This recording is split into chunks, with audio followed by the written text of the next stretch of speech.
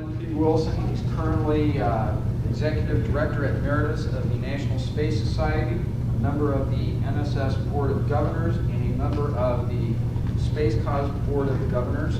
He's been continuously involved in the U.S. space program since 1957. Has worked as a Congressional Committee staff member, then moved on to NASA, and finally to the National Space Institute. He's played a key role in the NSI L5 Society merger into the National Space Society. And his talk today is on the NSS past, present, and future. Well, I see we do have a party view,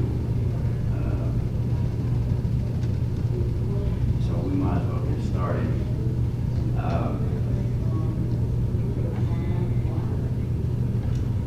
I didn't have a whole lot of political experience in my youth. I did run for president of a high school booster club and lost. I ran for president of my fraternity college and won. And I was on the faculty of a major university. That's where you really learn nitty-gritty guts of politics. But I went to work for Lyndon Johnson in 1955, and because I have an engineering degree, amongst other things, I was transferred over to the Preparedness Investigating Subcommittee staff in November 1957, and that was the subcommittee that held the major hearings on Sputnik, right after the Sputnik in 57. And that led into a special committee which passed the Space Act in 1958. I was on that staff. And I began by working on Senate committee staff. I began to learn some of the real ins and outs of political action. Although my role as a staff person was always as a professional staff and not as a political advisor in any way, it's very difficult to work around 100 senators without understanding, learning a little bit about politics. Lyndon Johnson had a mode of operating that was kind of unusual in a political body such as the Senate. And he felt that there were many issues that came before the Congress that were not partisan issues. He felt particularly that way about issues involving national security, and he considered space to be an issue of national security. Therefore, in his entire Senate career and various committees that he was chairman of, and the various reports that they produced to the Senate, there was not a single minority view ever. And as I said, Lyndon Johnson considered national security to be a patriotic issue and not a partisan issue, and therefore he always would strive to be sure that all the reports that came out of his committees were unanimous. So I grew up in that atmosphere, and even after Mr. Johnson became vice president, I stayed with the Senate Space Committee. And for the first 2 or 3 years in the early 60s, you recall when President Kennedy said, "Hey, let's go to the moon," there was almost unanimous support for that in the Senate. In other words, it was not a partisan political issue at all. But as the NASA budgets began to grow with the build-up for the Apollo program,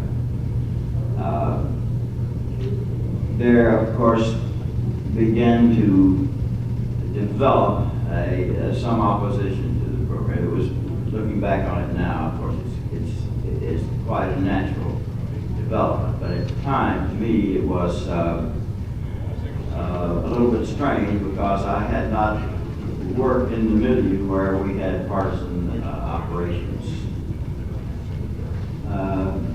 We, in fact, never had a roll call vote in the Senate until about 1965, as I recall. All the votes on the space program from 1958 on up to the early 60s were unanimous, or by consent, by unanimous consent, or voice votes. So the normal give and take partisanship that takes place in a political body was simply absent from the considerations of the space program. Now, the reason I go through this is to tell you that that situation began to change. And it began to change as the monies that NASA was asking for began to grow up into some very large numbers. $5 billion a year in 1965, that was a lot of money. So we began to develop some opposition. And the chairman of our committee, Lyndon Johnson, of course, had gone on to be vice president and then president. We had Senator Kerr from Oklahoma was our chairman, and then Senator Anderson of New Mexico, Glen Anderson. So there began to develop then a partisan approach. We still had pretty good control over it. We still didn't have too much trouble during the 60s trying to get money for the Apollo program. People were pretty well committed to it, and it was an ongoing program. And people, I think, realized that you had made a commitment to this, and it would not have been prudent to back off of it at that point. Of course, you understand this is in the middle of the Cold War, height of the Cold War. But it occurred to me that we had been living in an unnatural world. By we, I mean the Space Committee, and the whole approach to space in the Senate was not the normal way you handled partisan issues in a deliberative body like the Senate. And I began to look around and see how some of the other committees operated.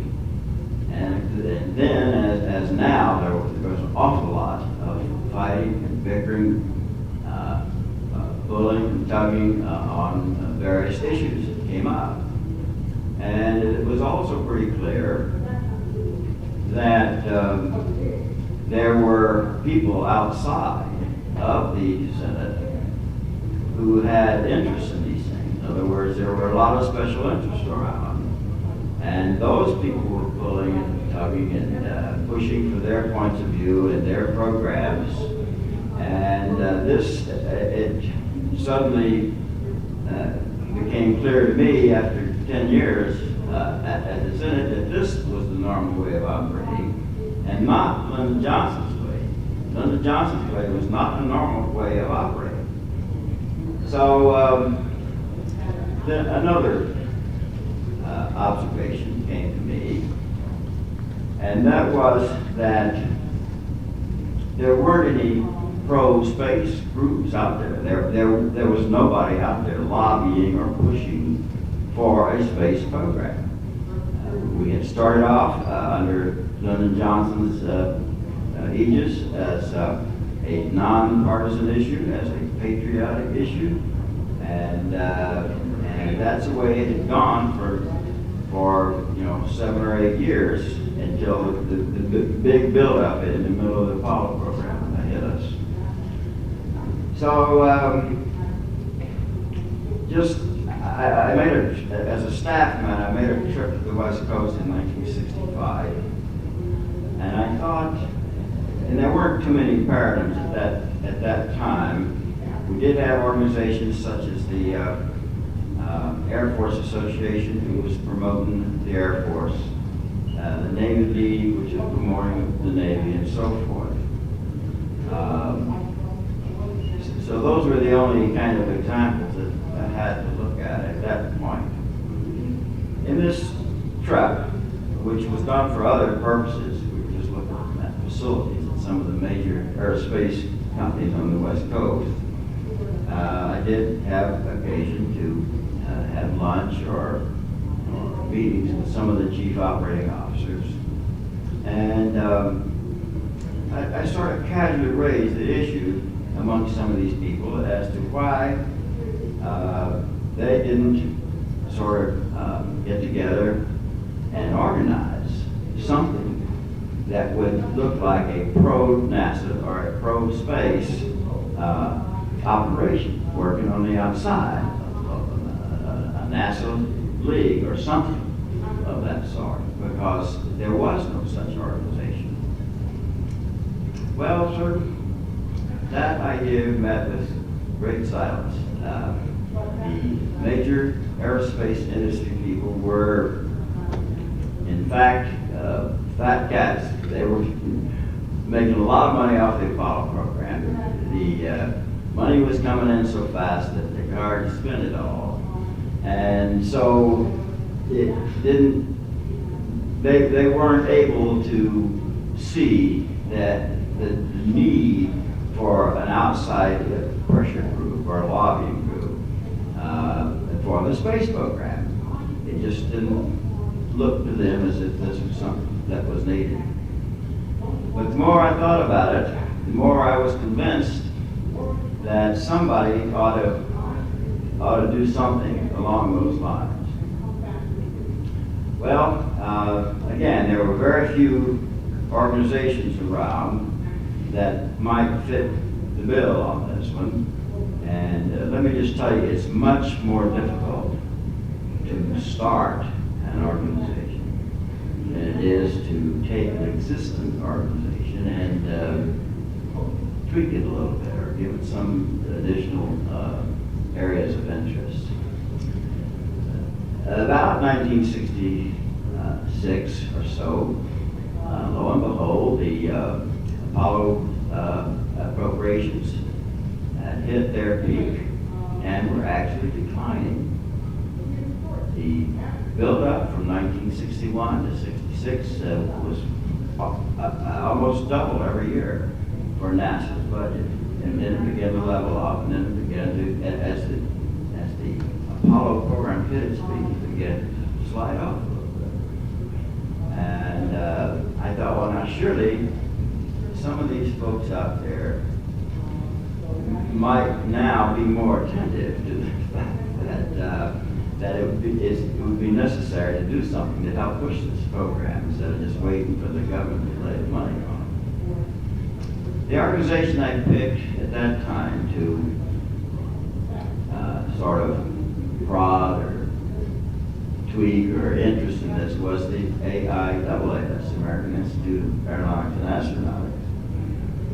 And I still have, I did not bring a copy with me today, a speech that I gave to AIAA in 1968, in which I chided them for not being more interested in essentially what is lobbying activities. Now, the AIAA, you get the swing of my talk now. I'm building up to tell you about lobbying and why it's important. The AIAA, as is the case of an awful lot of 501c3, that's a code number for a non-profit organization. It's in the tax code, and it means that they are tax exempt, and they are an educational organization. Now, I won't go into the details of the lobbying laws, but I'll just tell you that these matters have been kicked around to my personal knowledge for more than 30 years, and it's still a contentious issue to this day. as to how much money a non-profit educational organization can use in what you would call lobbying activities. In any case, the law read then, and I think it still does, maybe Ed, you can correct me here, that such an organization could not spend a substantial amount of their money on political or lobbying activities. Well, the word substantial is a good legal term because you don't know what it means. And it gives employment to lawyers all over the country, trying to define what that might mean. The legal advisors to the AIAA at that time, and in fact to this very day, as far as I know, had decided, well, okay, so the law says you can't give substantial money. But we don't know what substantial is. We don't want to even touch it with a 10-foot pole. So if we spend zero on it, that certainly is going to meet the criteria of the IRS, and that's the position they took. I did finally persuade them that at the very minimum they could make their expertise known to the various committees on the Hill. And they did shift their mode of action from being totally ignorant about Washington and Washington activities and totally uninvolved to a posture in which they began to offer expert witnesses to come up to the Congress and testify on various aspects of the space, air and space programs. But lobbying was a nasty, dirty word to them. And they just flatly would not get involved in it. I was pretty much frustrated because I figured that even with the word substantial, that if you spent a few dollars, just a little bit, you know, that a little bit could have gone a long way.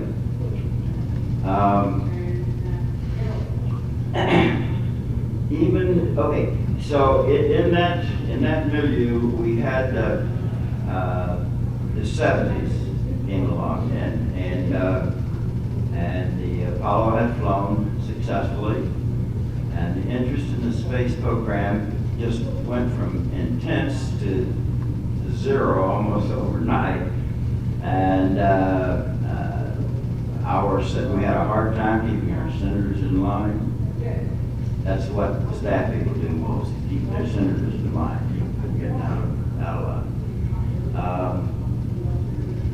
Because the guy would say, well, what do you mean? Why do you need some more money for this space program? We got to the moon, didn't we? So why do we have to go on with that? Tough attitude to overcome. But with great foresight, pressure, and incidentally, the Nixon administration was in power by this time, and there was almost zero interest in the Nixon administration for a space program. And so Jim Fletcher stepped into the picture at this point. He became the administrator of NASA, a good, solid Republican, and under Nixon. And was faced almost immediately with the idea that NASA had nowhere to go. There were lots of studies going back for many years. I remember seeing studies and drawings for a space station as far back as 1960, because people, I think, at that point they had been highly influenced by the writings of Wernher von Braun in the 50s. And von Braun had this concept of the big space station. You've all seen it. It was the model for the space station in 2001, a large torus wheel rotating slowly as a kind of a way station to go on to Mars and other places. So the concept of having a system of a space station with a vehicle that went back and forth from the ground to the space station, sort of took shape. And but it became clear early on in the 70s that that was a concept that simply was not going to fly literally. There was no way they were going to get the kind of money that would be required to do that. So Jim Fletcher finally convinced Nixon that they had to do something. So they dropped out the space station. I mean, you couldn't drop out the vehicle that carried things to the space station.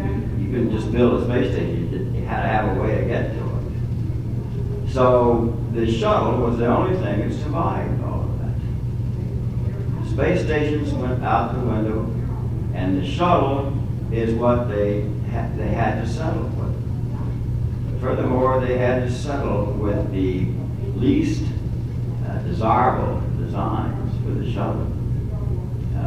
The shuttle itself is a mishmash of hybrid technology. You know, it just doesn't make any sense at all. No good engineer in the country can sit down and draw a shuttle system to you that looks like what the current shuttle looks like. It's all the strap-on solids and all of that stuff. But Jim Fletcher, to his honor, and persuaded President Nixon that we had to have something in the way of a space program. And so Nixon finally accepted that. Well, sir, it was about this time that Mr. Fletcher, as administrator of NASA, began to have the same kind of thoughts that I had had back in the mid-60s. You know, we got to do something to get outside support for NASA and for the space program. But he was the administrator, and it was unseemly, to say the least, for the administrator to go out and try to drum this stuff up. So, what he did, he went to talk to his friend Ed Ewell, who was head of Fairchild Aerospace at the time. And this is about the time that when Braun had spent a term, so to speak, in headquarters and was really, they really didn't have anything for Vernon to do. So he retired from NASA, and Mr. Ewell hired him out at Fairchild. But at the same time, Mr. Fletcher persuaded or requested of Ewell and he agreed to let Werner von Braun head up an effort to try to establish this kind of an organization. Well, sir,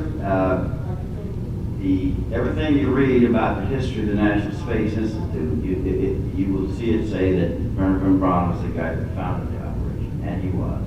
But it was Fletcher's idea. And Yours. well, but I wasn't in the loop of the decision making at that point. It's just that I had recognized the need for some years, and I was very happy to see it happen. But even when they established it, the National Space Institute in 1974, they were still very leery, very wary of the lobbying activities. And it was established as a 501c3, an educational nonprofit organization that cannot get involved in lobbying, except under very specific cases. So the idea behind the NSI was to have a large body of ordinary citizens or non-space citizens who would throw their weight behind an effort to educate the people about the space program. So that's how the NSI got started. And unfortunately, Werner von Braun, within a year or two of that, 74, 75, I guess, learned that he had cancer. And therefore, the whole effort to get the National Space Institute going sort of hit a pothole, so to speak. And then, of course, when Braun died in 1977, and I can tell you that the outlook for the National Space Institute at that point was fairly bleak. The grandiose plans that they had to build up the NSI, and Werner if he hadn't been a scientist and an engineer, he would have been a good salesman, because he had a real gift of gab and a real way of persuading people to do whatever it was he's trying to do. And he persuaded a lot of very important people to come on the board of the NSI and just to give their money to the operation and keep it going. But when Werner died, the real heart, the real driving force of the organization just went out. And more specifically, the effort to get out and bring in new monies for this thing just evaporated. So the National Space Institute then struggled along. And they managed to stay alive. I won't go into all those details because I see I've spent too much time talking about myself. I'm at 10:30 here already, and I haven't even got to the heart of what I'm trying to tell you.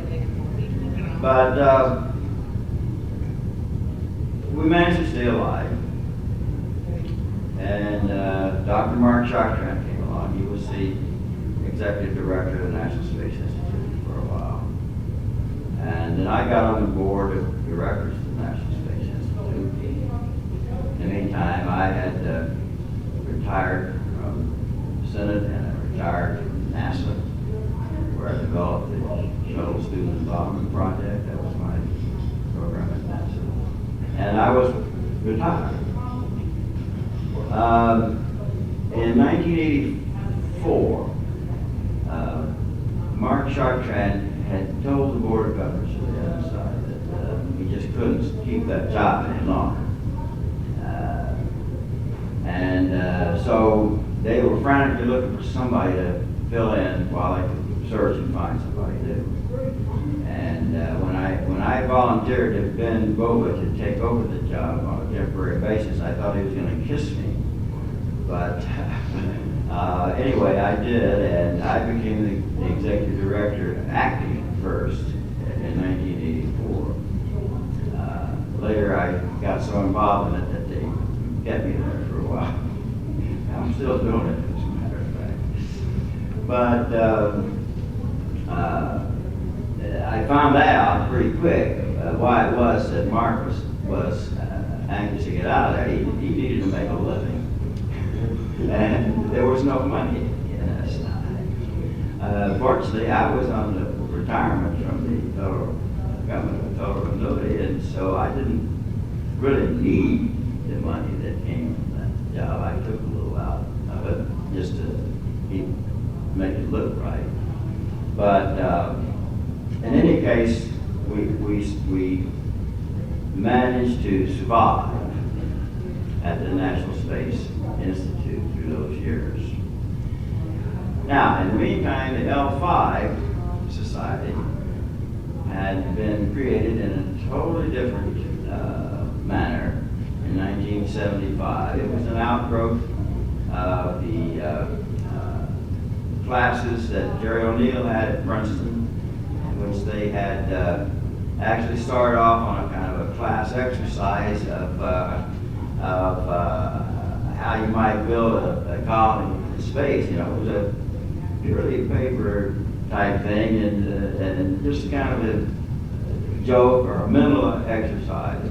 But the more those people look into that, the more feasible it looked. I mean, it wasn't just some dream that might happen in 300 or 400 years, but the technology to do that was there. I mean, all you really needed was a lot of money and a dedication to do that. So the L5 became the spin-off of people who were captured by O'Neill's dream, and as such was a totally different organization from the NSI as it existed at that time.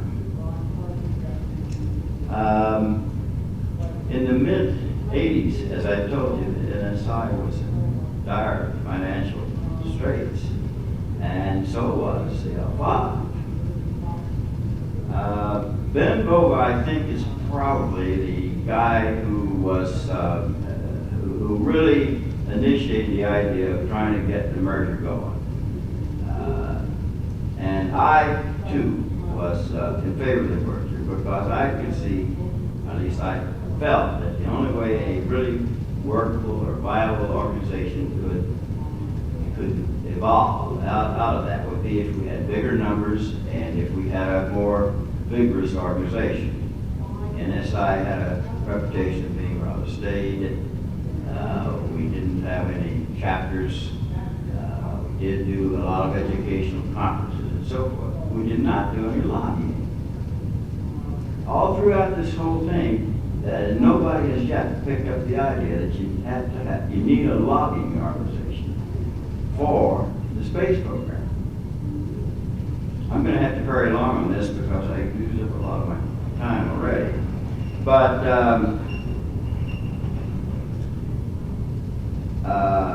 I began in the period of 1985, I guess, 86,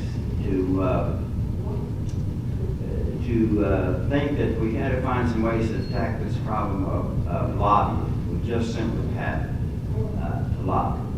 At this point, I'm not going to stop. I was going to give you a 15-minute lecture here on why lobbying is important, but I'm going to have to skip over that. What I will do is ask these young people here to pass out a little cartoon.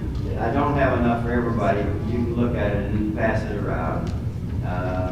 That cartoon, it tells you in a nutshell what lobbying is all about. About all I'm going to say about lobbying at this moment is that you're not tax exempt. You have a pretty well-known agenda if you're a lobbyist. You know exactly what it is you're trying to do. And you're simply trying to persuade people to do what it is you want them to do. And lobbying was not conceived of as a very honorable profession for a long time. The very use of the term lobbying seems to connote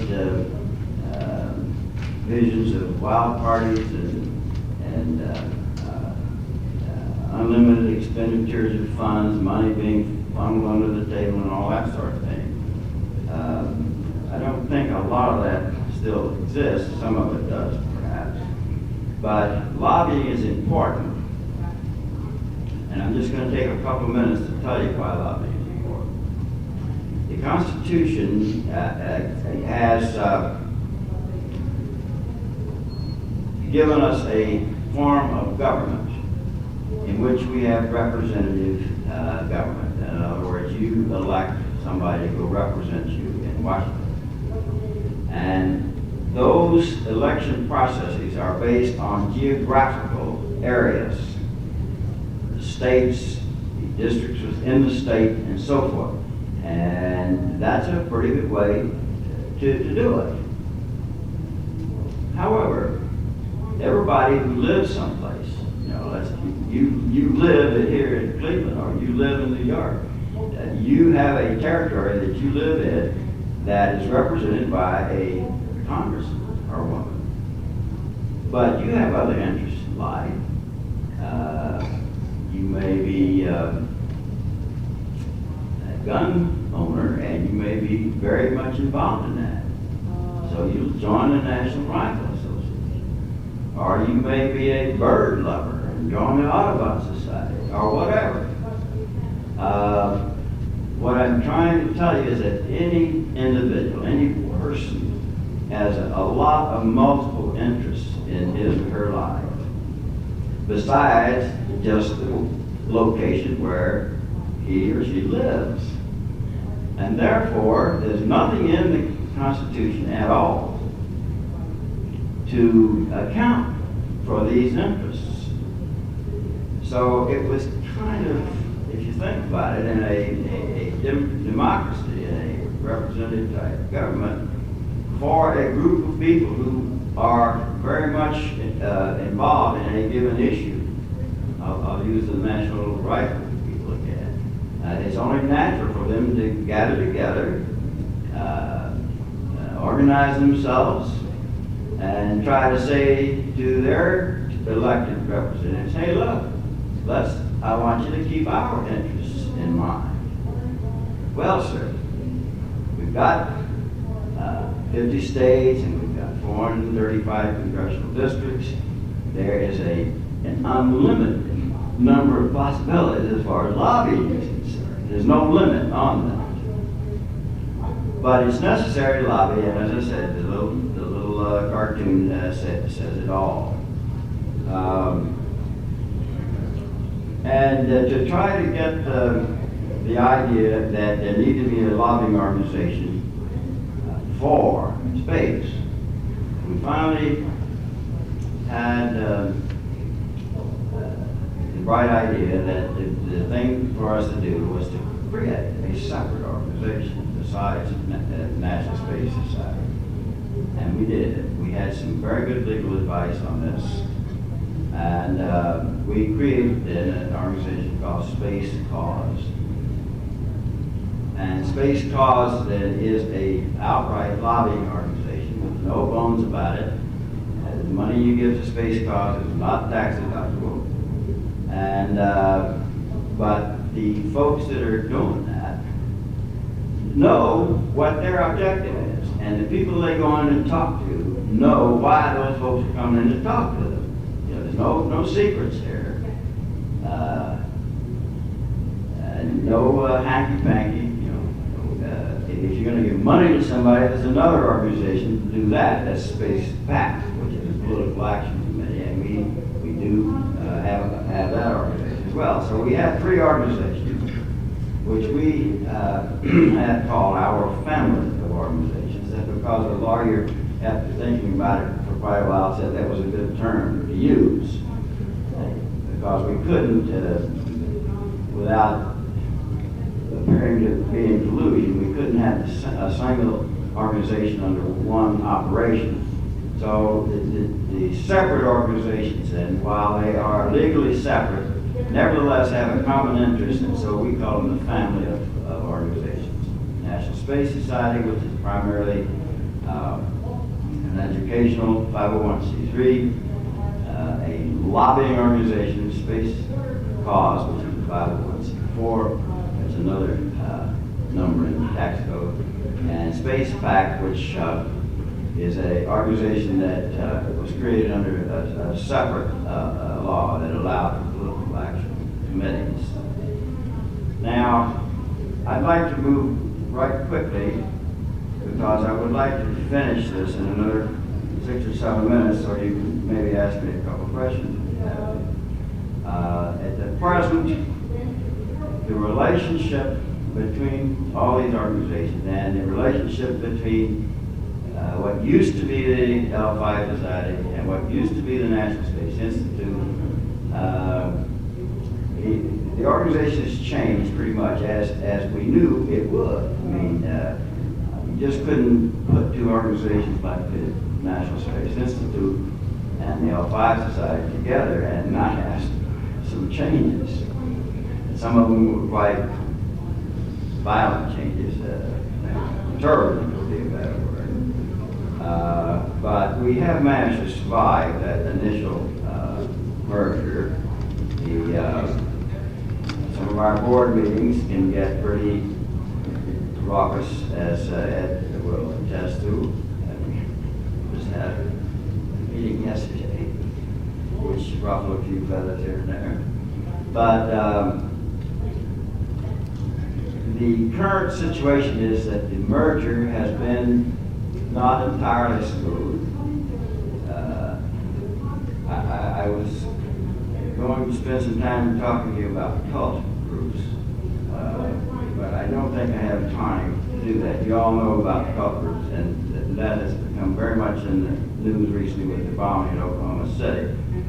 But we're talking about the Jonestown massacre with the Kool-Aid and the Moonies and the Hare Krishners, the Linen LaRouche, the Black Branch Davidians, the spiritual gurus, and the Amish Supreme Truth people in Japan. These people are everywhere.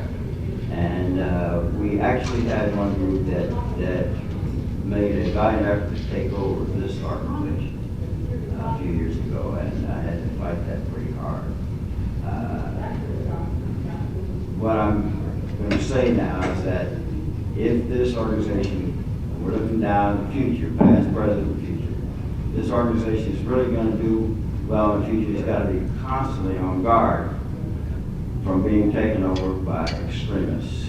There's several well-known organizations in this country today that have been taken over by extremists, and they are in trouble. The National Rifle Association is in trouble right now. They have a debt of $55 million they cannot pay off. And they've done that by, that's another subject. I don't have that much time. I'm just saying that the National Space Society has got to be very vigilant about these intrusions from people who come in with an agenda that is not yours. It's their agenda, and their agenda is that they want to run the damn thing, and they will use all kinds of underhanded tactics to do so. And I know because they tried to do it to us. Whether the National Space Society will survive, whether it will look, well, it won't look the same 10 years from now as it looks now, if it's still there.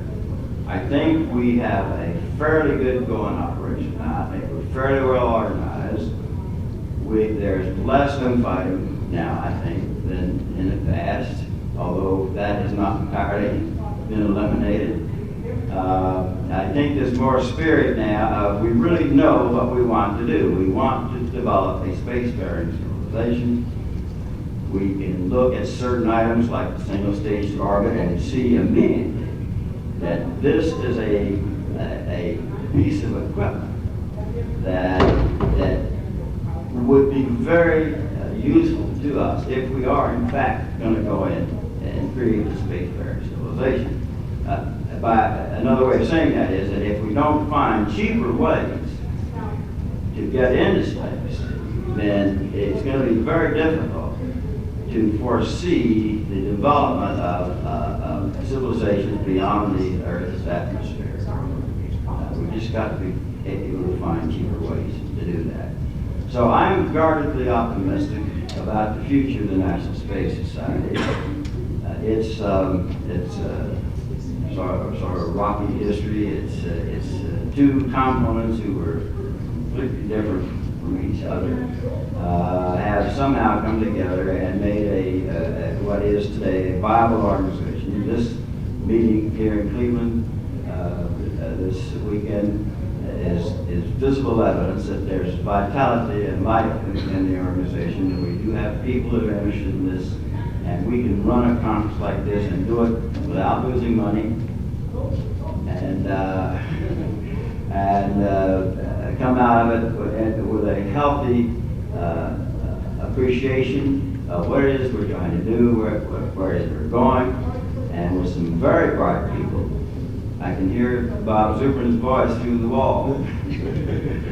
some very bright people who are coming up with some very innovative ideas and will help us go into the future. I hope that all of you will continue to support the National Space Society, regardless of what your other views may be. We have a lot of rump groups.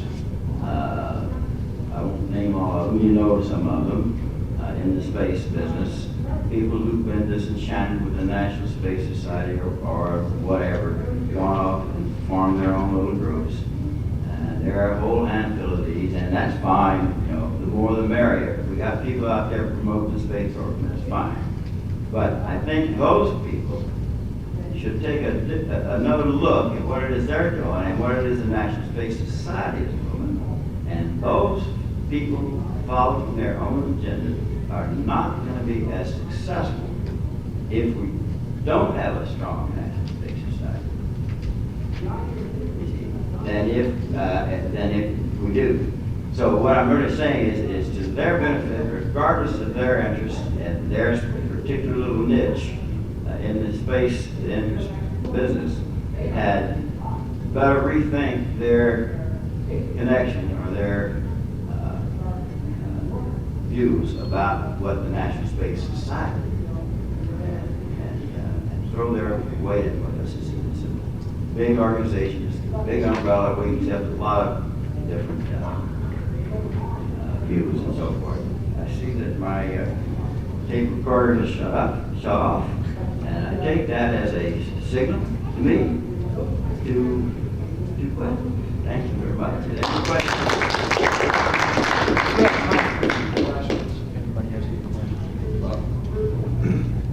This gentleman here, Sam, is first there. Do you see the National Space Society perhaps merging or combining with any other organizations in the future? One of the things I did before I retired from being executive director, I had lunch one day, maybe it was breakfast, with Leonard David. I don't know whether you know who Leonard David is. He was our editor of our magazine. He's now editor of Final Frontier. And Tom Paine. And Tom Paine had just at that time become a member of the board of the Planetary Society. And there are very few board members of the Planetary Society. The sort of general idea of that meeting was, well, maybe we can find some ways that the Planetary Society and the National Space Society could find things of interest. That has not progressed yet to the point where it is obvious to both parties that it's time to merge the organization. Merging with the Planetary Society will be a very difficult thing because it's an entirely different kind of an operation. And without trying to be morose about it or moribund, I don't think that would happen until the Planetary Society gets into a position where they feel like they got to do something. And as you may know, Carl Sagan is ill with cancer. And again, I wish him all the best. He's getting bone marrow treatment, and I hope he survives for many years. But if Carl should pass on, it would be very much like when Ron passed on. The real thrust of the organization is going to be dangling, and they might be looking for something to do. You should talk to Laurie about this, because I know we've done some joint things. We had a joint dinner last July 20th in Washington at the event of the 25th anniversary of the Apollo landing, and that was a huge success. The Vice President of the United States was there, and two of the three original astronauts were there, and a whole bunch of other astronauts. And Carl Sagan was there, gave a speech, and it was really very nice. So I think what Laurie is doing now, and she will do it successfully, I promise, is to find those kinds of special events whereby we can cooperate directly with the Planetary Society. That seems to be the next obvious step if there is going to be a consolidation or a merger. They have reconstituted a group which we used to have back in the 80s. I don't even remember our formal name for it, but it was sort of a conference where we came together with the heads of other space organizations, including the IAAA, and just talked about things in general. An organization similar to that, I think, is now being revived. I forget what they call it. They had a meeting in Denver, in fact, at the Broadmoor Hotel, with the meeting of the U.S. Space Foundation out there earlier this year, a couple months ago. So I think that there is a feeling amongst the pro-space people that there are a lot of ways in which we can cooperate in a lot of areas. And that, I think we'll see more of that. Now, whether that will lead to any actual mergers or not, I'm really not quite sure. Ed? Well, there are two things. First, I want to thank you and congratulate Glenn for the many good things that he has done for this society. I was active in the merger of L5 as a founder of L5 with this society and supported him. And he has made major contributions to the National Space Society, for which we are all indebted. Secondly, to answer Glenn, Sam's question a little more. I think you and I agree that the Internal Revenue Service now looks favorably on the merger of nonprofit organizations, more than they did before. We just accomplished one in another area a month or two ago in Washington and New York. The third thing is that the area of education, in my opinion, Glenn, and you have just pointed this out so wisely to us, the area of education is a common area where these major spacefaring organizations can get together, and I think, once again, Dr. Glen Wilson is showing us the way. Thank you. Thank you, Ed.